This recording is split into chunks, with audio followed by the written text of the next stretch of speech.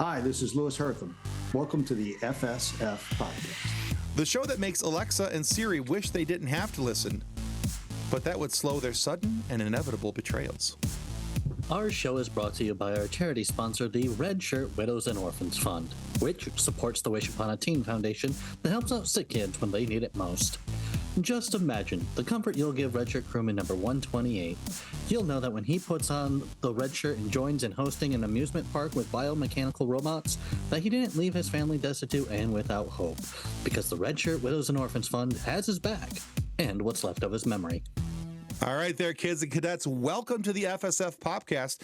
Today we have an actor joining us who's had roles on shows like Murder, She Wrote, True Blood, and those led to Westworld on HBO.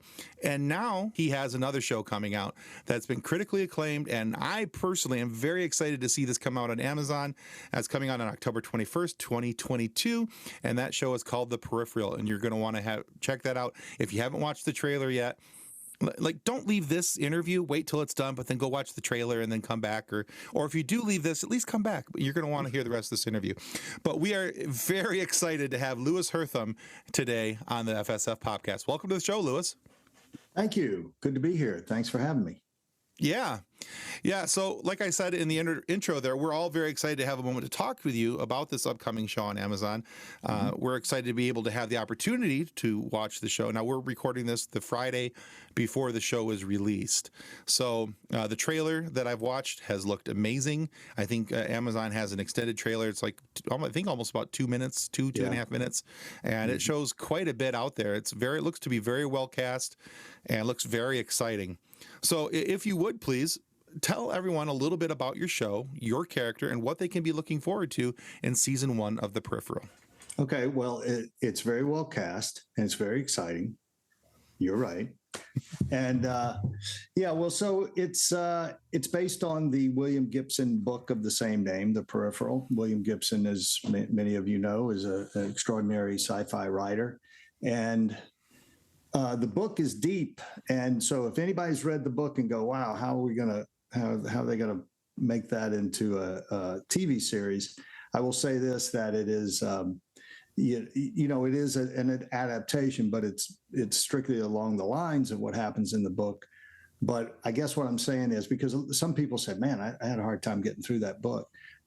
You won't have as hard a time getting through the series, but it is extremely exciting. As you say, it's big. It's really big. And to talk about the cast, when you said well cast, it's definitely well cast with Chloe Grace Moretz and Jack Rayner in the leads, and Gary Carr from The Deuce, one of my favorite shows where I became a big fan of his.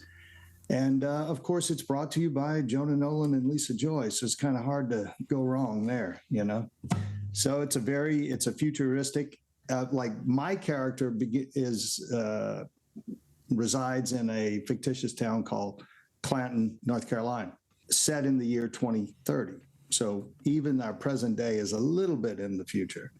But then we also visit London in the year 2100 through the gamers, Chloe and her brother, or Jack. They play these kids that do this kind of thing for corporations, and then they get this one game that's a lot more than they expected.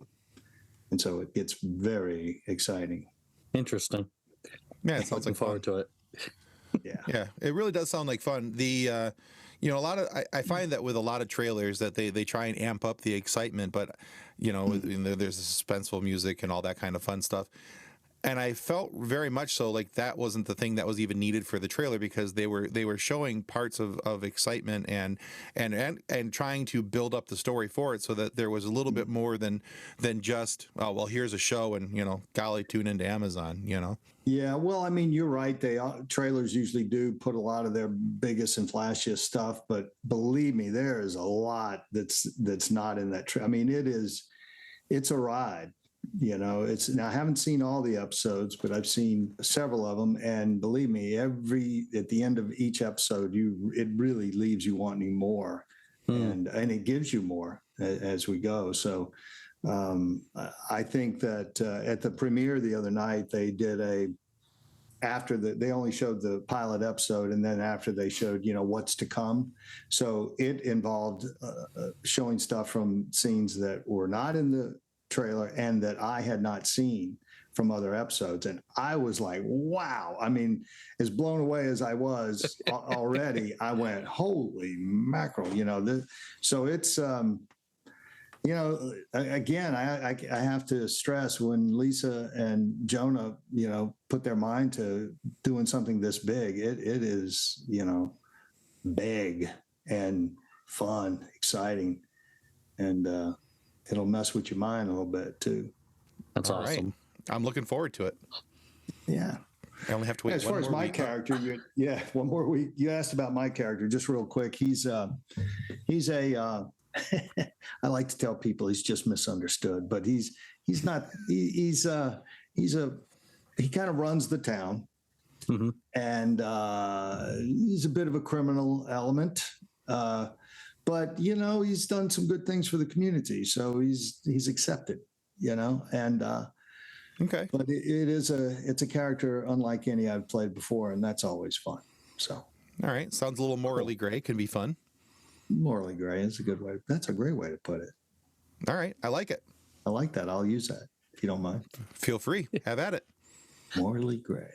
You had a character, Andy Broom, in Murder, She Wrote. Yeah. And I came across this story on IMDb, so I don't know how accurate it is. But it said that in the first episode that you appeared, the script didn't give you a name, and so then the actor just saw the name tag that the prop department put on you, and that's basically how you got the name of the character. Yep, that's actually true.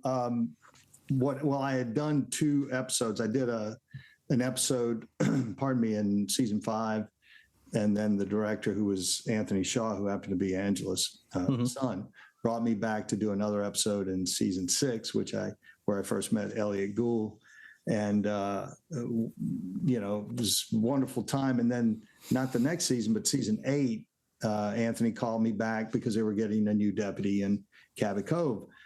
And so I get to the set and I'm like, thanks for the gig. It was just like a one day, I think I had 1 line or 2 lines. And he goes, look, this might, we're looking for a new deputy. And if this works out, you might be the guy. And I was like, wow, that'd be awesome. So I met Ron, because I hadn't met Ron. The other 2 shows I did were not Cabot Cove shows. And this obviously was a Cabot Cove show. And so, instantly, Ron's such a wonderful man, and he knew the importance of having a name. So the line in the script, his line was, deputy, keep an eye on him. And I'm like, you got it, boss. And then I walk out. But he goes, let me see, what's your name? He goes, I'm going to call you by your name. And props department just happened to grab a name tag that said Andy Broom. In fact, I think that's my the plaque from that sat on my right there, Deputy Andy Broom. But so he goes, Andy. So I'm gonna call you Andy. So he goes, Andy, keep an eye on him. I'm like, yes, sir. And so I walk out. So that's how, that's actually how it happened. But the rest of the story is that I told my agent, I told them what they said, and I said, this might be a recurring role. They might have me back. And so she goes, okay, well, I'll look for it in the breakdown. Well, when the next Cabot Cove episode came up, it was in the breakdown. They were looking for a Deputy Dave Anderson. So she calls me and she goes, well, they're casting for that part. And, I didn't even tell her about the whole Andy thing because it was very non-consequential. And so I went, well, I guess it didn't work out. And then she called me back like 2 days later and she goes, they want you to do that role. So the script said Dave Anderson. And then so even the credit at the end of the show says Louis Herthum is Dave Anderson, Deputy Dave Anderson. But when we got there, I told everybody, I said, he already called me Andy in the last thing. And they go, oh, that's right. So they had to go and find the name tag. And so I became Deputy Andy from that point on. But it would have been Deputy Dave Anderson had Ron not said, I'm going to call you Andy. So that's funny. That's how that happened. Yeah. And that story kind of gets me thinking, like, do you guys actually put on some sort of name tag of the character, like in rehearsals or anything? Well, in rehearsals, by then you're usually in costume already, you know. Gotcha. So, yeah, but I mean, I don't think anyone does it for the purpose of getting into their Okay. character, because the costume, or the wardrobe, I should say, not so much costume, sort of helps that anyway, you know. So no, hello, my name is Inigo Montoya. You killed my I'm here father. to Prepare kill to my die. father, prepare to die. Exactly. No, that. Okay. So do you still, are there some people out there that you only know by their screen name, like in a show that you've worked on, and you're like, I know your screen name, but I don't know your real name? Well, I don't know that I don't know their real name, but sometimes you mess up and call them by their screen name. Fair enough. Yeah, you just get so used to it.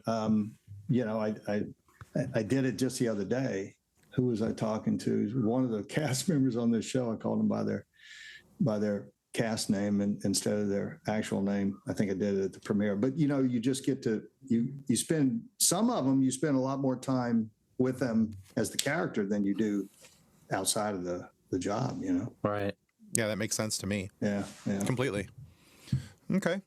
So, Louis, everyone has an origin story. Everybody that we bring on the show and we talk to them, they have an origin story of something about how they got to where they are and how they got there, something that motivated them to become the person sitting at the virtual table with us today. Absolutely. So in the story of Louis Herthum, what is the origin? What made you get interested in a career in the field of entertainment? I can sum it up in one word. Let's see if you guys know what it means. Bullit. Oh, Steve McQueen. Yeah. So I saw that movie. My dad took me to see that movie when I was a kid. And at that point, I mean, this was before I'd thought about any kind of career. You know, I was 12, I think, and just aged myself, but that's okay. Everybody knows how old I am. I don't care. You know, and that chase scene, it was like Steve McQueen was the coolest guy around, but sure. It was the chase scene. So I walk out of the theater. It's a moment in time I can see just as clearly as I'm looking at you guys on my computer screen. I know exactly where I was. I walked out of the door. It was one of those old-fashioned theaters built in the 30s in downtown Baton Rouge, Hart Theater. Had the little area with the posters with the little booth in the middle, typical old-fashioned. We're walking out, and I said, Dad, that's what I want to do when I grow up. And he goes, you want to be in movies? I said, I want to drive cars like that in movies.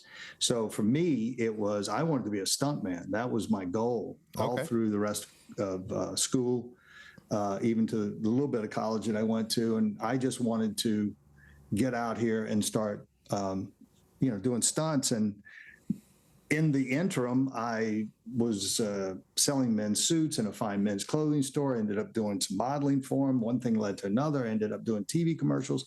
And I was still, it's like, okay, I'll do all this stuff, kind of get used to the entertainment industry, to being on camera and stuff like that. But I still wanted to do stunts. And then my agent at the time, Dee Cawthorn, she put a play in my hand. I came to the office one day. She goes, oh, here. She gave me this play, The Rainmaker by N. Richard Nash. And I said, well, what am I going to do with this? She goes, that's a play they're doing at the little theater, and you need to read that play and then go audition for the role of Jimmy. It's a smaller role. It's the younger brother. I was 24 at the time. And I went, I don't know about that, Dee. I don't know if I'm ready for that. And she goes, just read it.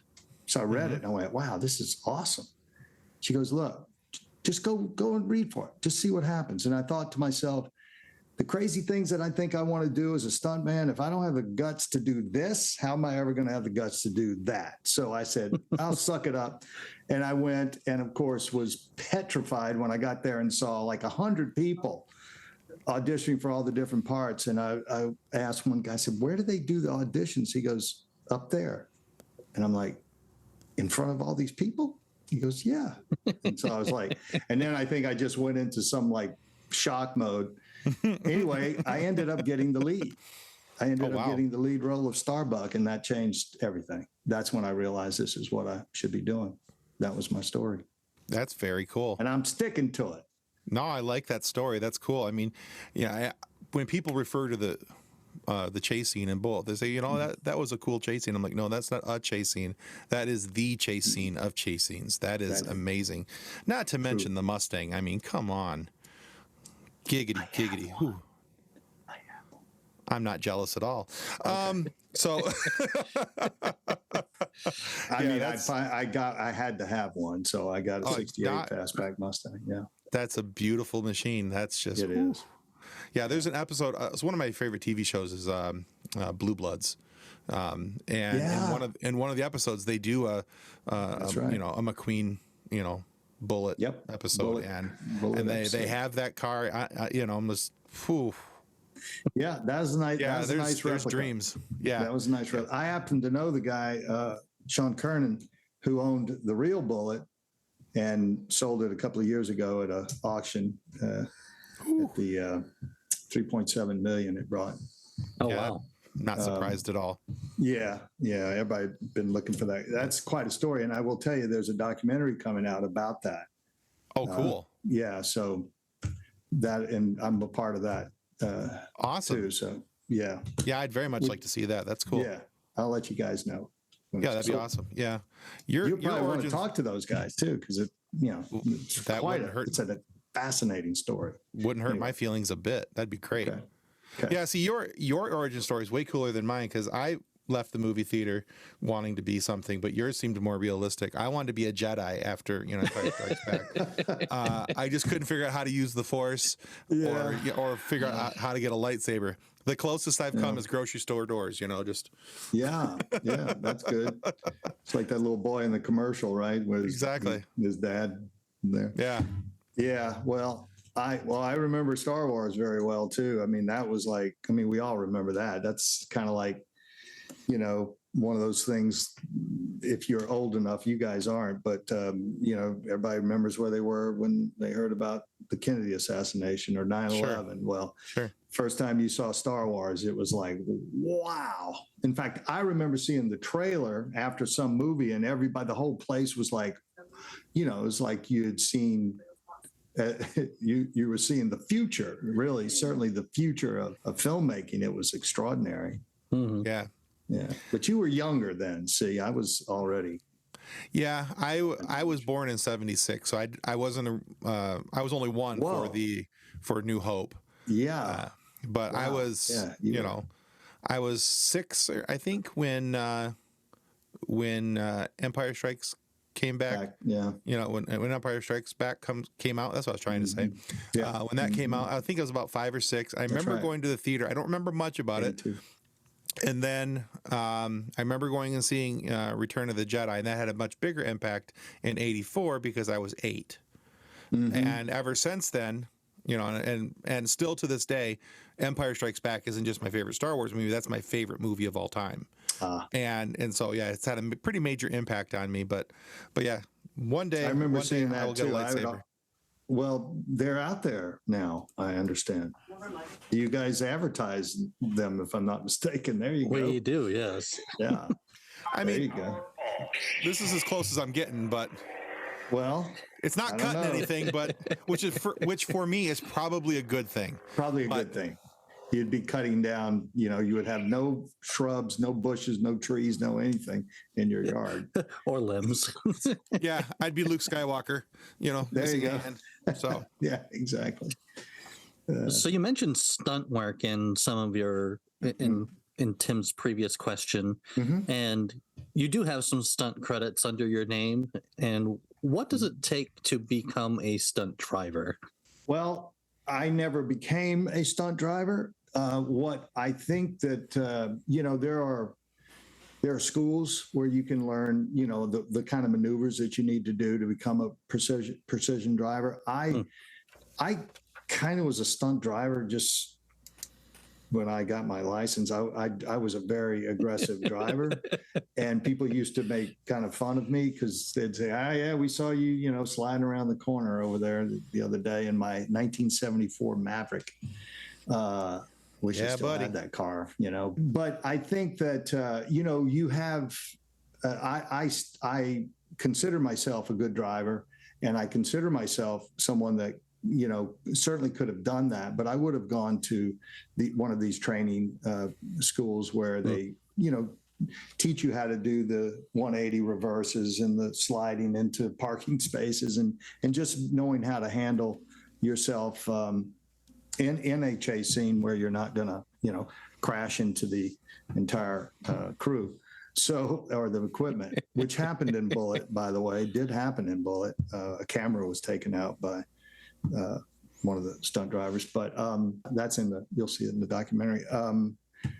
But as far as my stunts, I think the first official stunt I did was in a thing called La Louisiane. It was a French TV show, TV series that was done in New Orleans in '83. And I doubled Ian Charleston. Ian Charleston was a guy from, what was it called? Chariots of Fire. He was a British actor. He's passed now. And I had to jump off of a riverboat into the Mississippi River, which is probably not the best idea, but I really wanted to do this stunt. So I doubled him jumping off the second tier into the river to save one of the people. I also did a little role in that film as well. So I've done some bona fide stunts. And then of course, once I started acting, I boxed for many years. So I still pretty much do all my fight scenes, my own fight scenes, because I'm pretty proficient at stunt fighting. And, at this age now, if I got to hit the ground or something like that, I'm more than happy to let the other guys do it. Right. It's like, man, I don't want to take a job away from a stunt person. Come on in here and do that. Yeah. Right. But I will say this, in True Blood, I had this massive fight scene with Joe Manganiello. Joe's 6'5", about 235 of solid rock. He's a big dude. And he's a big dude. And you see the pictures of he and I, I'm literally looking up at him and I have to fight him and throw him around because I was on B, so I felt that I literally felt that for quite a while, several days after I felt that fight scene, but it was fun. I'm glad I did it. And I had a stunt guy, like when there's one place where he throws me and that's not me. That's Brian Height, I believe was his name. That's the I'm going to feel this enough. You come in here, take this. Yeah. Well, the funny thing is that the day before, just rehearsing it. I mean, I think it was 2 days before rehearsing. Then the next day, I went to one of those people that put all that tape on you. That I heard about that therapeutic tape, and it helped. And so when I did the stunt, I was wearing that therapeutic tape under my wardrobe. Hey, whatever it takes, man. To not feel it as much. You're going to feel it, but whatever makes it so you don't feel it as much. Exactly. Exactly. Yeah. And now a word from our sponsor.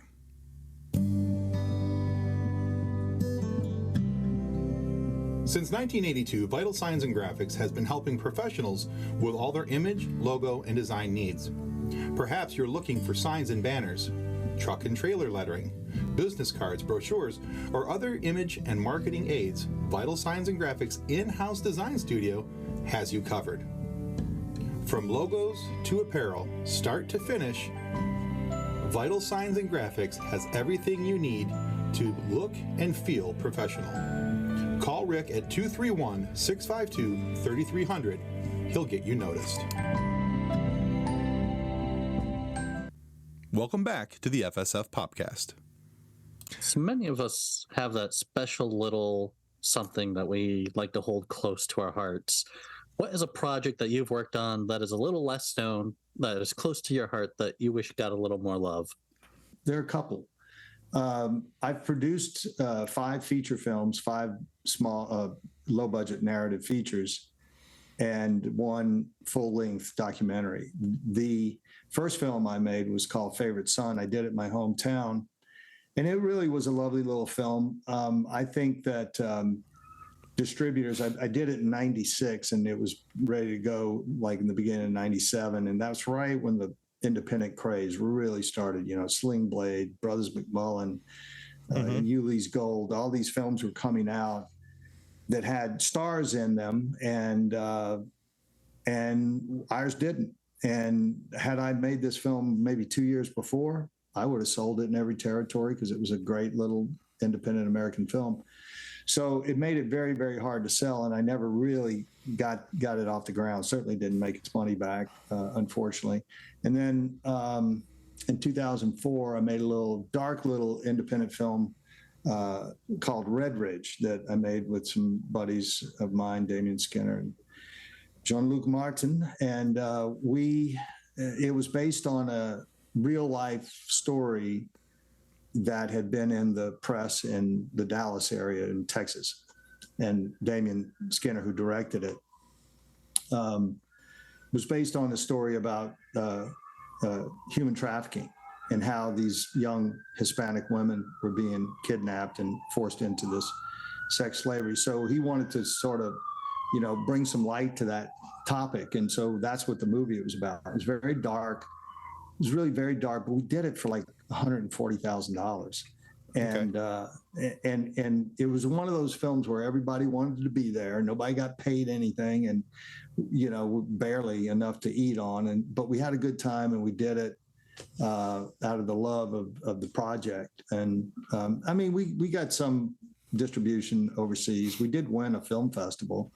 Oh, wow. Okay. Yeah, we won the Best Director and Best Film at New York International Independent Film Festival. But, so yeah, there've been, and then the documentary that I produced, the girl that made it, Marie Devitur, she did it pretty much on her own, but it was about the first post-Katrina Mardi Gras. And she did it as a school project. I helped her put it together, got a lot of the things that she needed to make the film, just thinking it was going to be like a student project. And when she started sending me clips, I'm like, this is really good. And then when she finished the film, she put all this popular music in it, like When the Saints Go Marching In, and, do you know what it means to miss New Orleans? These are things that cost you a fortune. And they so worked with what she did. And then she sends it to me, and I'm like, this is fantastic. I think I could get you a deal. And I actually found somebody that wanted to distribute it. And so then I had to find out how much the music cost. And the rights was ridiculous. I bet. So the movie would never have made that much money back, so it just didn't make any sense. And even change it. I did have someone offer to change it, but, again, like there was a group in the film of these ladies that would sing in the French Quarter, and they would use popular music, but change like a parody almost, and change the lyrics. So you're still going to have to buy it. And that was a huge part. We kept going back to them. That was a huge part of the show, of the film. And it just didn't make any sense, unfortunately. But those are some of the projects that were near and dear and didn't go where I'd like to see them go. Yeah, understood. Well, it's kind of interesting, though, you mentioned that, because, my next question was talking about the success that we find in our careers. And sometimes we focus on the things that have gotten away, or the things that didn't quite get to where we want them to be. But that's not what we want to do with this question. We want to kind of look to the future. Now, we mentioned in the beginning, next week, next Friday, actually will be the Friday that this episode is released. We're going to release it the same day as your show, The Peripheral. So we're going to rush it into editing here. But outside of hopefully a long run for The Peripheral on Amazon of multiple seasons and it becoming wildly popular, from what I've seen, it should be. Mm-hmm. What's a role that's sitting out there that you've always wanted to have, that you'd love to add to your resume? Just something to throw out into the universe, see what sticks to the wall.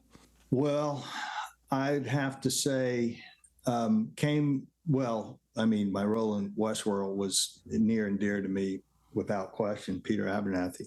And that was a Western. But I would love to do, a pretty full-blown Western as a human. Sure. Not a robot necessarily. Although that'd be okay, as long as he's in something like, for example, Horizon, which Costner is doing now. I hear he's doing 3 or 4 films in this series, but be able to do a film like that would be fabulous. But I also am a big fan of the 60s and 70s films. I mean, I would love to do something sort of in the genre of Bullit, because that movie is so near and dear to my heart. I'd love to do, a a movie from that period with those cars, with those clothes. I just love the period. So that would be a pretty cool thing to do, wouldn't mind playing a, detective, sort of a role, something like that would be pretty cool. Yeah, that would be. I think out there. Yeah, exactly. Yeah, that's the whole point of the question. Just throw it out there, see what happens. I think a period piece would be really cool. And with your love for Bullit, Yeah. I think that'd be a lot of fun to do a similar style of something like that, because not only would hopefully be something that, clearly you should get paid for, but also it'd be a heart project. It'd be something that you do because it's something in your heart, something you want to see succeed. So I think that'd be really cool. Yeah, I agree. So let's hope it's making its way through the universe. Cross my toes for you too. Near and far. I actually wrote a sequel to Bullit. Oh yeah? Yeah, just because I wanted to. And I wrote it probably back in 06 or so. Don Gordon was still alive. There was Robert Vaughn was still alive. Most everybody was still alive but Steve and maybe some of the other more minor characters from the film. And I didn't write the script. I wrote the story, but very long. I think it was, 40 pages or something like that. It was a real big, a long synopsis, a long treatment, I guess you'd call. It was a prose. It was like a short story using a lot of the same characters. And actually, a friend of mine got it to Warner Brothers. I knew that it'd never get done, but I don't know if anybody ever actually read it, but. Hey, at least they got sent up the food chain. You never know what could happen from there. Well, Spielberg is talking about doing a Bullit, something to do with Bullit and the Bullit. This movie we're talking about. I don't know if it's I don't think it's a remake. I think it might be I don't really know. I'm guessing, but like a continuation. Okay. As if, have an actor playing Frank Bullit back in the day after, kind of going forward from where we left off or something like that. But I do know that because he's that's out in the ether. Well, it's been in the press actually.